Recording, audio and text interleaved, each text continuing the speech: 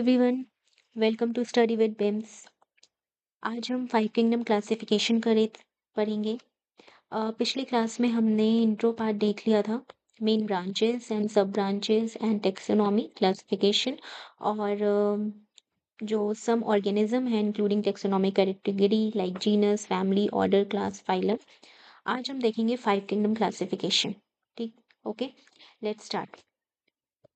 Five kingdom classification, ये basically five kingdom classification proposed by Robert Whittaker in 1961। First question जो यही हो गया कि फाइव किंगडम क्लासिफिकेशन किसने प्रोनाउंस किया था, किसने प्रपोज किया था? Bye Robert Whittaker. विटेकर थे 1961। ये डेट भी हमेशा पूछा जाता है और रॉबर्ट विटेकर भी एक इम्पॉर्टेंट है। अब बात हो रहा है कि ये फाइव किंगडम क्लासिफिकेशन किस बेसिस पे किया गया था? सेल के स्ट्रक्चर्स पे, बॉडी के ऑर्गेनाइजेशन पे, मोड ऑफ न्यूट्रिशन पे and reproduction and phylogenetic relationship. Cell का स्ट्रक्चर कैसा है, बॉडी ऑर्गेनाइजेशन कैसा है, मोड ऑफ न्यूट्रिशन कैसा है, रिप्रोडक्शन और फाइलोजेनेटिक रिलेशनशिप कैसा है, उसके बेसिस पे ये क्लासिफिकेशन हुआ। ठीक है, तो ये क्वेश्चन जो हो गया कि किसने इसको प्रोनाउंस किया था और कब प्रोनाउंस किया था, किस किस बेसिस पे किया गया था। क्वेश्चन ऐसे भी आ सकता है कि चार ऑप्शंस दे देगा, cell structure, body organisation, mode of nutrition और थर्ड फोर्थ में कुछ अलग दे देगा और बोलेगा कि जो फाइव किंगडम क्लासिफिकेशन है वो किस किस क्राइटेरिया पे बेस्ड थे। तो जो इस क्राइटेरिया में फुलफिल होंगे वो आंसर हो जाएगा, जो नहीं फुलफिल्ड होगा वो आंसर नहीं होगा। तो क्वेश्चन ऐसे भी आता है, तो आपको हर एस्पेक्ट से रेडी रहना पड़ता है। ठीक है, अब फाइव किंगडम क्लासिफिकेशन में हम पढ़ेंगे Monera, Protista, fungi, Plantae, Animalia. तो बेसिकली क्या था कि ये सेल टाइप के बेसिस पे cell wall, nuclear membrane, body organisation, mode of nutrition, reproduction method, ये हम देखेंगे। तो यहाँ पे आप एक चीज देख रहे हो, prokaryotic, eukaryotic, eukaryotic, eukaryotic, eukaryotic. Basically ये सेल का टाइप है, टू टाइप्स के सेल्स होते हैं। ठीक है, यहाँ पे हम पहले समझते हैं, टू टाइप्स के सेल होते हैं। ओके, फर्स्ट इज प्रोकैरियोटिक, ठीक है, सेकेंड इज यूकैरियोटिक।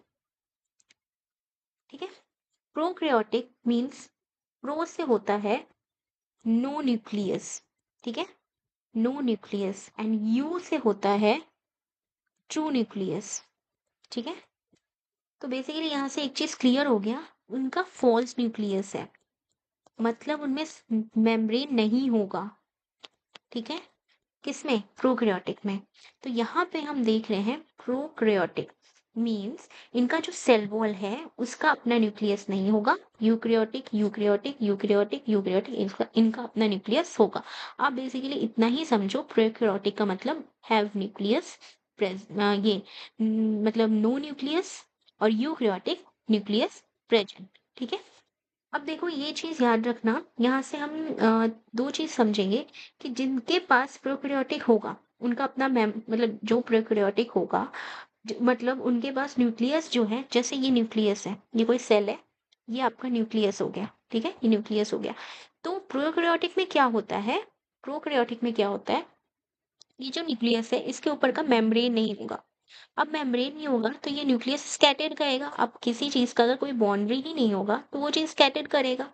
तो इसको ये भी बोला जाता है कि प्रोकैरियोटिक का हम फॉल्स न्यूक्लियस भी बोलते हैं, मतलब न्यूक्लियस अगर है भी तो वो स्कैटर्ड है। ठीक है, तो इससे आप ये समझो। अब देखो, यहाँ से मैंने ये कॉन्सेप्ट इसलिए बताया कि प्रोकैरियोटिक का अपना न्यूक्लियस जो होता है, जो मतलब न्यूक्लियस नहीं होता है, पर मतलब न्यूक्लियस नहीं होता है और उसमें मेम्ब्रेन भी नहीं होता है, जिसकी वजह से इसका अंदर वाला जो पार्ट है वो स्कैटर्ड रहता है। तो कहने का कॉन्सेप्ट बस इतना है कि इसका अपना मेम्ब्रेन ही नहीं होता है, न्यूक्लियस मेम्ब्रेन ही नहीं होता है। न्यूक्लियस नहीं होगा तो न्यूक्लियर मेम्ब्रेन नहीं होगा। देखो मैंने इतना इसलिए समझाया क्योंकि प्रोकैरियोटिक का मतलब न्यूक्लियर मेम्ब्रेन एब्सेंट। देखो, अब देखो यहाँ से आपका कितना चीज कॉन्सेप्ट क्लियर हो गया। यूकैरियोटिक का मैंने बोला न्यूक्लियस प्रेजेंट, अब न्यूक्लियर प्रेजेंट है मतलब न्यूक्लियर मेम्ब्रेन भी होगा प्रेजेंट। यूकैरियोटिक है प्रेजेंट, प्रेजेंट, प्रेजेंट। तो यहाँ से समझ में आया, यहाँ से आपको याद नहीं करना है, यहाँ से आप समझ लो कि जो भी सेल टाइप प्रोकैरियोटिक होगा उसमें न्यूक्लियर मेम्ब्रेन एब्सेंट होगा। अब मैंने क्यों बोला न्यूक्लियर मेम्ब्रेन एब्सेंट होगा, क्योंकि उसका अपना न्यूक्लियस नहीं होगा। अब न्यूक्लियस ही नहीं होगा तो न्यूक्लियर मेम्ब्रेन कहाँ से होगा, ठीक है। और जिस यूकेरियोटिक में न्यूक्लियर होता है तो न्यूक्लियर मेम्ब्रेन भी प्रेजेंट होगा। यहाँ से ये चीज क्लियर हो गया, ठीक है। कॉपी नहीं भूल सकते आप ये कॉन्सेप्ट के अकॉर्डिंग, ठीक है। अब देखो, अब क्या है, सेल वॉल इसका कैसा होता है, ये याद करने वाला पॉइंट है, सबका आपको याद करना पड़ेगा। मोनरा का होता है पेप्टिडोग्लाइकन, पेप्टिडोग्लाइकन मोनरा, मोनरा पेप्टिडोग्लाइकन। प्रोटिस्टा का होता है प्रेजेंट इन फ्यू ऑर्गेनिज्म, कुछ ऑर्गेनिज्म में सेल वॉल होते हैं। फंगाई का काइटिन होता है, very very very important, fungi का काइटिन होता है। और प्लांट का सेल्यूलोज ही होता है, ठीक है। एनिमीलिया का एब्सेंट। देखो ये क्वेश्चन जो है कि एनिमल्स में सेल वॉल होता है कि नहीं होता है, नो सेल वॉल प्रेजेंट, ठीक है। एनिमल्स का कोई सेल वॉल नहीं होता है, तो ये क्वेश्चन जो है कि एनिमल्स के क्या सेल वॉल होते हैं, नहीं होते हैं। न्यूक्लियर मेम्ब्रेन का कॉन्सेप्ट मैंने बता दिया, ठीक है। बॉडी ऑर्गेनाइजेशन क्या है, देखो जितने भी प्रोकैरियोटिक होंगे वो यूनिसेलुलर होंगे, कुछ एक्सेप्शन होते हैं, ठीक है। पर इतना मोटा मोटी याद रखो कि प्रोकैरियोटिक यूनिसेलुलर होते हैं, कुछ यूकैरियोटिक भी यूनिसेलुलर होते हैं। तो ये एक्सेप्शन है आपका कि प्रोटिस्टा यूकैरियोटिक है बट ये यूनिसेलुलर भी है, ठीक है। वैसे यूकैरियोटिक है तो ये मल्टी सेलुलर होंगे। प्लांट टिश्यू ऑर्गन और ऑर्गन सिस्टम इसका ऑर्गेनाइजेशन होगा। एनिमल में tissue organ organ system. Tissue organ organ system का मतलब है क्या, कोई भी सेल कैसे बनता है, सेल कैसे बनता है, पहले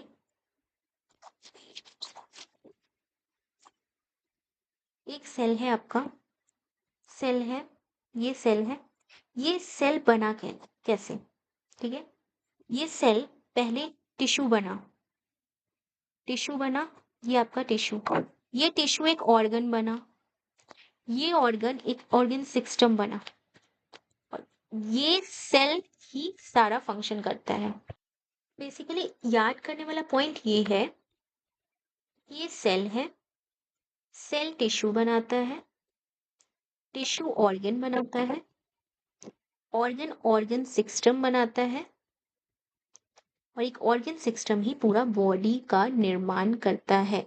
ये चीज याद रखो, ये एक मतलब एक ये कॉन्सेप्चुअल चीज है कि सेल टिश्यू बनाता है, टिश्यू एक ऑर्गन बनाता है, ऑर्गन एक ऑर्गन सिस्टम बनाता है, और ऑर्गन सिस्टम एक पूरा बॉडी का निर्माण करता है।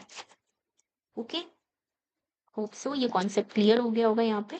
तो यही चीज है बॉडी ऑर्गेनाइजेशन में, ये टिश्यू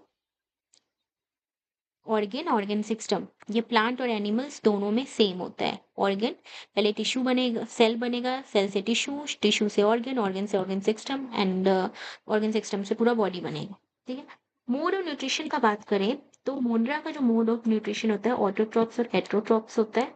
प्रोटिस्टा का ऑटोट्रॉप्स एंड हेट्रोट्रॉप्स होता है। फंगाई का हेट्रोट्रॉप्स, सेप्रोफाइट और पैरासिटिक है। ऑटोट्रॉप्स प्लांट का ऑटोट्रॉप्स, और एनिमल का हेट्रोट्रॉप्स, होलोजोइक एंड पैरासाइट। ये सारे मोड ऑफ न्यूट्रिशन अभी हम देखते हैं कि क्या है। ऑटोट्रॉप्स होते हैं, autotrophs make their own food, make their own food, sunlight and chemical energy, ठीक है। तो ऑटोट्रॉप्स ये होते हैं कि ये जो फूड बनाते हैं, ये अपना फूड खुद बनाते हैं सनलाइट और केमिकल एनर्जी का यूज करके। ऑटोट्रॉप्स में फोटो ऑटोट्रॉप्स भी आते हैं, ग्रीन प्लांट ये सब होते हैं। और कीमो ऑटोट्रॉप्स जो सनलाइट से बनाते हैं। फोटो का मतलब होता है सनलाइट, ठीक है, मतलब फोटो ऑटोट्रॉप्स, तो फोटो ऑटोट्रॉप्स बोलते हैं जो सनलाइट से अपना काम करते हैं। और कीमो ऑटोट्रॉप्स, इसी में फर्स्ट हो गया ये, सेकेंड हो गया कीमो ऑटोट्रॉप्स। कीमो ऑटोट्रॉप्स मतलब ये केमिकल एनर्जी को यूज करके, कीमो मतलब केमिकल, और केमिकल एनर्जी का यूज करके ये फूड बनाते हैं, लाइक सम बैक्टीरिया, जो नाइट्रोजनस बैक्टीरिया होते हैं वो। सेकेंड हुआ आपका हेट्रो हेटेरोट्रॉप्स, ठीक है। हेट्रोट्रॉप्स जो होते हैं ये अपना फूड खुद नहीं बनाते, ये डिपेंडेंट होते हैं, ठीक है, ये डिपेंडेंट होते हैं। किस पे डिपेंडेंट होते हैं, प्लांट्स एंड एनिमल्स पे डिपेंड होते हैं। अब इसी हेट्रोट्रॉप्स में ही आपके आते हैं herbivores, herbivores, carnivores, carnivores, omnivores, omnivores, saprotrops and parasitic. ठीक है, ये सारे हेट्रोट्रॉप्स में आते हैं। ओके, अब देखो हर्बीवोर्स क्या होते हैं, ये ईट प्लांट, ये प्लांट ईट करते हैं, लाइक काऊ, गोट, बकरी, गाय, ये सब।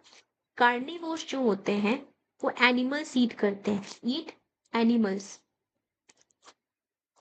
Like lion, tiger. ओमनीवोर्स जो होते हैं वो एनिमल्स और प्लांट दोनों खाते हैं, वो ओमनीवोर्स होते हैं। जैसे ह्यूमंस, हम लोग एनिमल्स भी खाते हैं, प्लांट भी खाते हैं, बियर, बियर भी सब खाता है।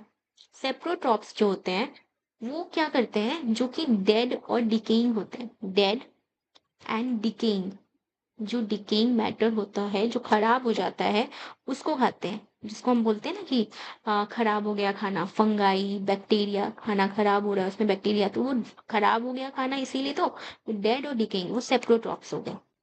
और पैरासिटिक वो होते हैं जो कि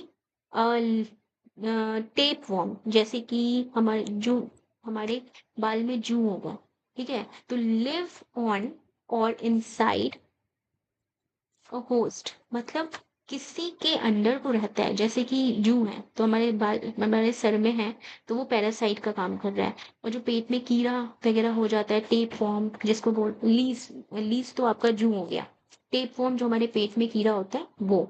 ठीक है, तो ये सब पैरासिटिक होते हैं, ये होस्ट के अंदर रह के ही उनको किल करते हैं, उन्हीं को खाते हैं। ठीक है, तो ये आपका हेट्रोट्रॉप्स हो गया। होप सो ये कॉन्सेप्ट क्लियर हो गया होगा।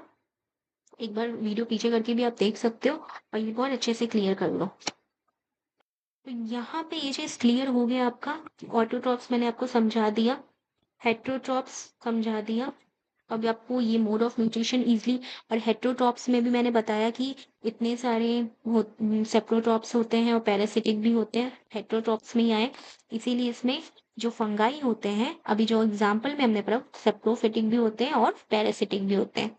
प्लांट हमारे ऑटोट्रॉप्स होते हैं, एनिमल्स हेट्रोट्रॉप्स होते हैं, होलोजोइक एंड पैरासिटिक होते हैं। होलोजोइक एक बार समझ लो, होलोजोइक न्यूट्रिशन का मतलब होता है, होलोजोइक न्यूट्रिशन, ये देखो बेसिकली हम लोग मतलब ह्यूमंस में होता है, ये फूड को इंजेशन करते हैं, इंजेशन मतलब खाते हैं, फिर उसको डाइजेस्ट करते हैं, डाइजेशन करते हैं, फिर उस डाइजेशन में से जो भी इम्पोर्टेंट चीज़ है उसको एब्जॉर्ब हुआ, बॉडी ऑब्जॉर्ब करा, फिर एसिमिलेशन, जो भी फालतू चीज़ है वो अलग अलग जाएगा, assimilation, and then egestion of food, मतलब एक्सक्रीशन, मतलब वो जो फालतू चीज़ है वो निकल जाएगा। तो ये टाइप है होलोजोइक न्यूट्रिशन, इसको बोलते हैं होलोजोइक, ये जो कि हमारे ह्यूमंस में होता है। तो यही एनिमल्स में तो हम लोग भी आए ना, एनिमल्स में मैमल्स भी आएंगे। तो मैमल्स जो होते हैं, या बहुत सारे मैमल्स वगैरह भी जो होते हैं वो होलोजोइक भी होते, मतलब एनिमल्स भी जो होते हैं वो होलोजोइक होते हैं। तो यहाँ से आपका, मैंने सिर्फ ये कवर नहीं किया, आप इसको रटना नहीं है, आप समझो क्यों वो हेटरोट्रॉप्स हुए, क्यों हेटरोट्रॉप्स हुए, तो हेटरोट्रॉप्स क्यों है, मोनरा हेटरोट्रॉप्स से ऑटोट्रॉप्स है। अब ये ऑटोट्रॉप्स होता क्या है, ये चीज आपका यहाँ से कवर हो गया। ठीक है, चलो अब मोड ऑफ रिप्रोडक्शन का बात करो। ठीक है, तो मोड ऑफ रिप्रोडक्शन का अगर हम बात करें तो बाइनरी फीजन, एक फीजन होता है जिसमें ये मान लो एमेबा हुआ, ये अपने, ये ना, ये अपने आप इसको बाइनरी फीजन में दो ऑफस्प्रिंग बना देता है, तो इस टाइप के फीजन को बोलते हैं बाइनरी फीजन। ठीक है, sexual reproduction as we all know, male और फीमेल गैमेट्स होते हैं, मिलते हैं, और एक और ज्यादा लाइट है ये, ए सेक्सुअल रिप्रोडक्शन, जिसमें मेल और फीमेल गैमेट्स नहीं होते हैं, मतलब कि जिसमें सेक्स गैमेट्स की जरूरत नहीं पड़ती। ठीक है, ये भी हम यहाँ पे आपको क्लियर कर देते हैं, एक सेक्सुअल रिप्रोडक्शन होता है, एक ए सेक्सुअल रिप्रोडक्शन होता है। ए सेक्सुअल रिप्रोडक्शन और एक होता है सेक्सुअल रिप्रोडक्शन। देखो नाम से ही पता चल रहा है, और आप किसी भी चीज को अगर नाम से समझो ना तो वहीं से क्लियर हो जाता है। एसेक्सुअल मतलब वन पेरेंट, ठीक है, वन पेरेंट, एक सेक्स, ठीक है, वन पेरेंट। और दूसरा हुआ सेक्सुअल रिप्रोडक्शन, मतलब इसमें हो गया आपका, सेक्सुअल रिप्रोडक्शन में हो गया टू पेरेंट, ठीक है। अब देखो कैसे ये एक पेरेंट्स का काम कर रहे हैं और कैसे ये दो पेरेंट्स का काम कर रहे हैं। इसमें क्या होता है, नो फ्यूजन, ठीक है, और फ्यूजन ऑफ गैमेट्स, इसमें गैमेट्स ही नहीं होते, गैमेट्स का कोई फ्यूजन नहीं होता है। नो मेल एंड फीमेल, कोई मेल और फीमेल नहीं होता है, नो फीमेल, नो मेल। और जेनेटिक, इसमें जो मतलब इसके जो ऑफस्प्रिंग होते हैं, ऑफस्प्रिंग एक टर्म है जो कि बेबी को रिप्रेजेंट करता है या उसके रिजल्ट को रिप्रेजेंट करता है, वो हूबहू आइडेंटिकल होते हैं, हूबहू आइडेंटिकल टू पेरेंट, ठीक है। यही होता है एसेक्सुअल रिप्रोडक्शन। सेक्स, और इसमें अगर हम एग्जाम्पल की बात करें, अगर हम एग्जाम्पल की बात करें तो इसी में आता है बाइनरी फ्यूजन,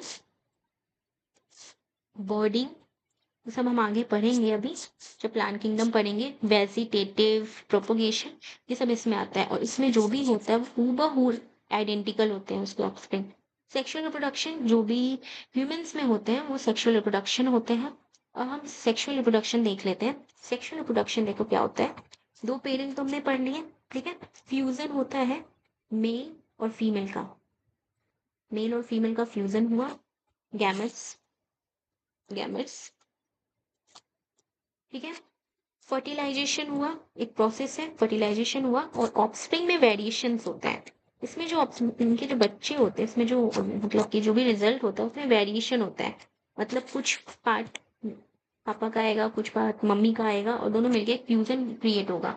इसी में हमारा ह्यूमंस आएंगे। एनिमल्स में भी यही होता है, देखो दो डॉग है, वही काला डॉग मिला और एक व्हाइट डॉग मिला तो उसका एक ब्राउन डॉग बन गया, ग्रे डॉग बन गया, या इसमें कहीं ब्लैक ब्लैक का स्पॉट्स रहता है इस डॉग में। फ्लावरिंग में भी यही होता है, फ्लावरिंग प्लांट में भी अगर आप हाइब्रिड जो प्लांट बोलते हैं, येलो प्लांट और ये रेड प्लांट करो तो पिंक बन जाएगा, या ऐसा कोई हाइब्रिड, जैसे ब्रोकली हम जो खा रहे हैं वो भी हाइब्रिड ही है एक तरह का। तो ये सब सेक्सुअल रिप्रोडक्शन हो गया। ओके, तो यहाँ से आपका सेक्सुअल रिप्रोडक्शन का कॉन्सेप्ट क्लियर हो गया। तो पढ़ना नहीं है, उस चीज को कॉन्सेप्ट वाइज समझना है। स्पोर्ट्स, फंगाई में क्या होता है, sports asexually and sexually. Plantae में क्या हो गया, वेजिटेटिव एंड सेक्सुअल रिप्रोडक्शन। अभी हमने पढ़ा था कि एसेक्सुअल रिप्रोडक्शन में वेजिटेटिव आता है, ठीक है। तो यही चीज है कि प्लांटी में वेजिटेटिव रिप्रोडक्शन भी होता है, सेक्सुअल रिप्रोडक्शन भी होता है। एनिमल्स में ऑलवेज सेक्सुअल रिप्रोडक्शन, एनिमल्स में ऑलवेज सेक्सुअल रिप्रोडक्शन ही होता है, ये आप याद करने वाला पॉइंट। अब देखो मोनरा को हम ब्रीफली पढ़ेंगे, मोनरा में क्या क्या आते हैं उसको हम देखेंगे। किंगडम मोनेरा, किंगडम मोनेरा, मोनरा में हमें बोला था कि प्रोक्रियोटिक है, तो प्रोक्रियोटिक है, हमने पढ़ा था ऊपर कि मोनरा जो है वो प्रोक्रियोटिक है, मतलब इसका अपना न्यूक्लियस नहीं होगा, एब्सेंट ऑफ न्यूक्लियस। देखो पीछे का जो कॉन्सेप्ट हम पढ़ रहे हैं वही क्लियरली काम आ रहा है। Oldest known as micro organisms on the earth, जो मोनरा है ये क्वेश्चन जोन है, ये बहुत बड़ा क्वेश्चन जोन है कि मोनरा को, ये क्या है, मोनरा ओल्डेस्ट माइक्रो ऑर्गेनिजम्स है, सबसे पुराना जो माइक्रो ऑर्गेनिजम्स है वो मोनरा ही था। ये इंपॉर्टेंट क्वेश्चन हो गया कि oldest known micro organisms on the earth is मोनरा। अब मोनरा जो है एक टाइप का बैक्टीरिया है जो कि टू टाइप्स का होता है, ओके। अर्थ बैक्टीरिया, एंशियंट बैक्टीरिया जिसको हम पुराना बैक्टीरिया, और यू बैक्टीरिया जो कि ट्रू बैक्टीरिया बोलते हैं। ये भी क्वेश्चन जो है कि अर्थ बैक्टीरिया को क्या बोलते हैं, एंशियंट बैक्टीरिया पुराना, और यू बैक्टीरिया को ट्रू बैक्टीरिया बोलते हैं। अब क्यों बोलते हैं हम आगे देखेंगे। ठीक है, अर्की बैक्टीरिया में आपके तीन टाइप आते हैं, मिथेनोजेंस, हेलोफिल्स एंड थर्मोएसिडोफिल्स। मिथेनोजेन से ही पता चल रहा है मीथेन, ये देखो इसमें नाम में ही छुपा हुआ, मतलब मीथेन प्रोड्यूसिंग बैक्टीरिया। देखो अगर आप नाम को ही अच्छे से समझोगे ना तो आपका आधा क्वेश्चन वैसे ही क्लियर हो जाएगा। अगर मान लो कोई क्वेश्चन नहीं समझ में आ रहा है, आप थोड़ा उसके नाम को समझो, उसके नाम में क्या आ रहा है, ये जो नाम आ रहा है क्या आप जानते हो उसको, तो ठीक है चलो मान लो अगर हम इस नाम को नहीं जानते, मान लो क्वेश्चन में आया नहीं जान रहे हैं हम, तो हमको इतना पता है कि मीथेन नाम का कोई गैस होता है, तो हम अगर ऑप्शन में दिया होगा कि मीथेन प्रोड्यूसिंग बैक्टीरिया, अच्छा इसका नाम भी इसलिए रखा होगा मीथेनोजन, ठीक है। एग्जाम्पल में आ गया मेथेनोबैक्टीरिया, ठीक है, मेथेनोबैक्टीरिया। सेकेंड है होलोफिल्स। देखो होलो का मतलब होता है, होलो का मतलब होता है होलो का मतलब होता है आपका जो मतलब इसका जो सलाइन टेस्ट होता है, नमक वाला टेस्ट, सलाइन जिसको बोलते हैं होलो। होलो का मतलब ही होता है सलाइन। तो देखो सलाइन मरीन बैक्टीरियम, जो मरीन होते हैं, जो भी समुद्री जितने भी बैक्टीरिया होते हैं, जितने भी समुद्री बैक्टीरिया होते हैं वो नमक वाले ही होंगे, क्योंकि उसमें ओशन में जाहिर सा बात है मरीन में आपके मतलब कि सॉल्ट का कंटेंट ज्यादा होगा। तो होलो का मतलब ही होता है सॉल्ट, सलाइन, इसीलिए वो स्लाइन मेराइन बैक्टीरिया, उसमें आ गया होलोकॉकस। अब थर्मो एसिडोफिल्स, देखो थर्मो का मतलब ही होता है हॉट, थर्मो किस चीज को और एसिडो का मतलब होता है एसिड। तो नाम में ही सब रखा है, present in acid and hot sulphur spring, साफ पता चल रहा है। और देखो एसिडोफिल्स, ठीक है, मतलब hot sulphur spring and acidophils भी प्रेजेंट इन एसिड। ये क्या हो गया इसमें एग्जांपल, सल्फेलोबस, ठीक है। नाम से यहाँ क्लियर हो रहा है आपको, इसमें कुछ समझना ही नहीं है। ये पार्ट था आपका एंशियंट बैक्टीरिया, अर्की बैक्टीरिया। अब हम यू बैक्टीरिया का देखेंगे। यू बैक्टीरिया में ट्रू बैक्टीरिया बोलते हैं, इसमें आते हैं साइनोबैक्टीरिया एंड माइकोप्लाज्मा। साइनोबैक्टीरिया क्या करता है, नाइट्रोजन फिक्सेशन करता है। और साइनोबैक्टीरिया का एक और नाम है, साइनोबैक्टीरिया को बहुत जगह ब्लू ग्रीन एल्गी भी बोलते हैं, बहुत जगह क्या है इसको ब्लू ग्रीन एल्गी ही बोलते हैं, क्योंकि और ऑटोट्रॉपिक होते हैं, मैंने बता दिया था ऑटोट्रॉपिक मोड ऑफ न्यूट्रिशन, ये लाइट पे डिपेंडेंट होता है और ये सनलाइट से और केमिकल रिएक्शन से अपना फूड बनाता है, ठीक है। तो ऑटोट्रॉपिक मोड ऑफ न्यूट्रिशन है, नाइट्रोजन फिक्सेशन ये केमिकल रिएक्शन है, ठीक है। देखो मैंने बोला ना अभी autotrophic mode of nutrition, chemical reaction में ही नाइट्रोजन फिक्सेशन आता है। और साइनोबैक्टीरिया को ब्लू ग्रीन एल्गी बोलते हैं। फर्स्ट ये हो गया। सेकेंड हो गया माइकोप्लाज्मा। माइकोप्लाज्मा, माइको का मतलब होता है स्मॉलेस्ट, ठीक है, एकदम स्मॉल माइक्रो लेवल पे माइको। तो microscopic, without cell wall, parasitic और सेप्रोफाइल, ये माइकोप्लाज्मा जो सबसे स्मॉलेस्ट बैक्टीरिया की लिस्ट में ये आता है, ठीक है, सबसे स्मॉलेस्ट बैक्टीरिया की लिस्ट में आता है, माइक्रोस्कोपिक है, इसका अपना सेल वॉल नहीं होता है, ठीक है, अपना सेल वॉल नहीं होता है, एंड पैरासिटिक और सेप्रोफिटिक होता है, ठीक है। अब नोट करने वाला पॉइंट ये है कि cyanobacteria like Nostoc, Anabaena can fix atmospheric nitrogen through specialised cell wall called astrocyst. ये एग्जाम में आया हुआ क्वेश्चन है कि साइनोबैक्टीरिया जिसमें नोस्टेक और एनेबियाना आता है, इसको रट लो क्योंकि कॉम्पिटिटिव एग्जाम में डायरेक्टली क्वेश्चन आते हैं। आपने कोई ग्रेजुएशन और कोई पीएचडी नहीं करना है बैक्टीरिया में या साइंस में, आप बस इतना समझो, नॉस्टेक और एनेबियाना एक बैक्टीरिया होता है जो कि एटमॉस्फेरिक नाइट्रोजन को स्पेशलाइज्ड सेल से इसमें नाइट्रोजन फिक्सेशन करता है। वो वो जो सेल है उसका नाम है हेट्रोसिस्ट, ठीक है। ये एक बहुत अच्छा इंपॉर्टेंट वीवीआई क्वेश्चन में है, ठीक है। अब हम देखेंगे स्पेसिफिक सिम्बायोटिक ऑर्गेनिज्म। कुछ स्पेसिफिक सिम्बायोटिक ऑर्गेनिज्म होते हैं। सिम्बायोटिक ऑर्गेनिज्म का मतलब ये डिपेंडेंट होते हैं, ठीक है। तो सिम्बायोटिक रिलेशनशिप होता क्या है, basically benefits to both participating organism, मतलब बाटर सिस्टम हम समझते हैं ना, तुम दोगे बदले में हम तुमसे लेंगे, उस टाइप का कुछ, ठीक है। तो सिम्बायोटिक का मतलब ही होता है कि लेना और देना, आदान प्रदान, benefits to both participating organism. इसमें फर्स्ट आता है आपका लाइकेन। लाइकेन, लाइकेन क्या है, ये एक फंगाई है, absorption of water and minerals, algae नहीं, लाइकेन जो है, लाइकेन जो सिम्बायोटिक रिलेशनशिप करता है, क्या मिलके करता है, तो लाइकेन एक टाइप का आपका, बेसिकली जो लाइकेन है वो फंगाई, फंगाई और एल्गी से मिलके बनता है। सिम्बायोटिक रिलेशन पे दोनों मिलके एक दूसरे को सपोर्ट करते हैं, सिम्बायोटिक रिलेशनशिप होता है, उसी को बोलते हैं लाइकेन, ठीक है। अब क्या है कि फंगाई क्या करते हैं, fungi absorption of water and minerals, fungi absorption of water and mineral, whereas algae food production through photosynthesis. Algae काम करता है फूड प्रोडक्शन करने के लिए, फंगाई काम करता है absorption of water minerals. Primary organisms on both bare rocks पहले के ऑर्गेनिज्म थे। एयर पॉल्यूशन SO2 इंडिकेटर है और सोर्स ऑफ लिटमस डाई। ये आपके इंपॉर्टेंट क्वेश्चन है कि एयर पॉल्यूशन में लाइकेन का क्या हेल्प है कि SO2 का इंडिकेटर मतलब सल्फर डाइऑक्साइड का इंडिकेटर है ये एयर पॉल्यूशन में, लाइकेन के थ्रू पता चलता है। और source of litmus dye, litmus का जो डाई बनता है वो लाइकेन से बनता है। तो ये एक इम्पॉर्टेंट पॉइंट है फंगाई और एल्गी का। फंगाई एंड एल्गी का ये सिम्बायोटिक रिलेशनशिप है। तो क्वेश्चन यही आता है लाइकेन क्या है, तो फंगाई और एल्गी का सिम्बायोटिक रिलेशनशिप है। ये प्राइमर ऑर्गेनिज्म है बेयर रॉक का, और ये इसका क्या है मतलब कि एडवांटेजेस है, इसका क्या फंक्शन है, तो ये एयर पॉल्यूशन में जो SO2 इंडिकेटर है उसमें हेल्प करता है। और जो लिटमस पेपर, जो कि रेड लिटमस पेपर जिसमें एसिड और बेस हमें पता चलता है, वो इसी से बनता है, लाइकेन से ही बनता है। ठीक है, चलो ये देखिए फंगाई हो गया, ये एल्गी हो गया, इसका फिगर भी बना हुआ है। अब देखो एक होता है माइकोराइजा, माइकोराइजा भी एक सिम्बायोटिक रिलेशनशिप है। फंगाई, फंगाई का होता है and fungi absorption of minerals like phosphorus and protection against soil disease. Plus, roots of higher plants provides shelter and nutrition. ये दोनों का सिम्बायोटिक है, फंगाई का roots of higher plant. Roots of higher plant क्या करता है, provide shelter and nutrition, और fungi क्या करता है, एब्जॉर्प्शन ऑफ फोस्फोरस। ठीक है, एब्सॉर्प्शन करता है फोस्फोरस का and protection against soil disease. Example में आ गया पाइनस एंड ऑर्किड्स, ये एग्जाम्पल में है माइक्रोराइजा के।